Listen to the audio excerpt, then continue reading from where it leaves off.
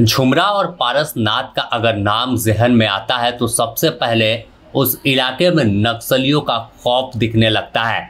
कैसे नक्सली समांतर व्यवस्था झुमरा से लेकर पारसनाथ तक चलाते थे।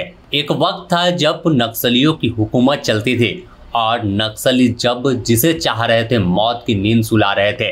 इसमें पूर्व मुख्यमंत्री के बेटे की हत्या तक शामिल है, जिसने राज्य को झकझोर दिया था। जब चतरा के कुंदा में थाना खोला गया था तो डीएसपी विनय भारती और सीआरपीएफ कमांडेंट को घात लगाकर शहीद कर दिया था। इतने पर ही नहीं रुके थे। दिन के उजाले में पुलिस पर हमला कर नक्सलियों ने 182 हथियार लूट लिए थे।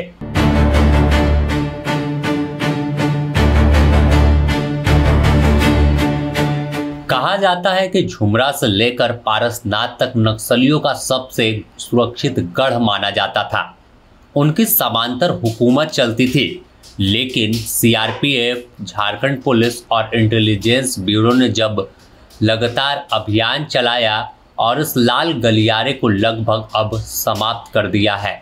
इनके तमाम कैडरों को निष्ठ नाबूद कर दिया। एक साल के अंदर इस इलाके में 12 कुख्यात नक्सलियों का एनकाउंटर हुआ। 15 सितंबर को ही देखिए 1 करोड़ के इनामी सहदेव सोरेन को मौत की नींद जवानों ने सुला दिया। इसके बाद अब माना जा रहा है कि इस इलाके में नक्सलियों का प्रभाव न के बराबर बचा है। तो ऐसे में झारखंड में नक्सलवाद का उदय और अब अंत बेहद करीब है, क्योंकि उदय 1980 में हुआ जब एकीकृत बिहार का हिस्सा था, लेकिन 2025 लाल आतंक के लिए खात्मे वाला साल साबित हो रहा है।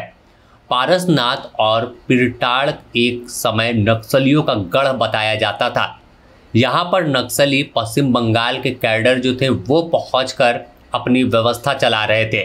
1 करोड़ के इनामी प्रशांत बोस की गिरफ्तारी और 1 करोड़ के इनामी विवेक के मारे जाने के बाद पारसनाथ कॉरिडोर तबाह हो गया। इसके बाद और कार्रवाई हुई।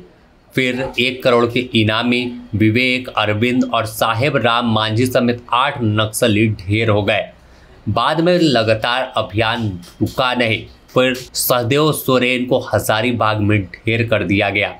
इस एनकाउंटर के साथ नक्सलियों का चैप्टर झुमरा में समाप्त सा हो गया। अब बचे नक्सली जो बाकी हैं कोल्हान में, सारंडा के जंगल में, वहाँ भी अभियान जो है वो लगातार जारी है और साफ तौर पर अब दिन दूर नहीं है जब वहाँ पर बचे हुए जो 1 करोड़ के इनामी हैं उनका भी खात्मा होगा। विवेक और सहदेव सोरेन के दस्ते का प्रभाव झारखंड के गिरिडीह, बोकारो जैसे जिलों में बेहद ज़्यादा था। इनका दस्ता पारसनाथ से लेकर झुमरा तक एक्टिव रहता था।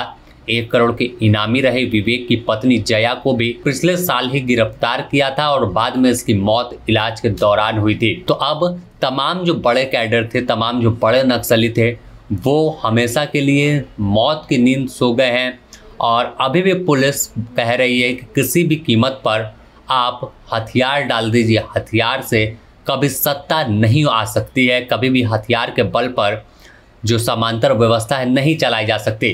कई बार डीजीपी अनुराग गुप्ता खुद बोल चुके हैं कि आपसे ज़्यादा हथियार हमारे पास है।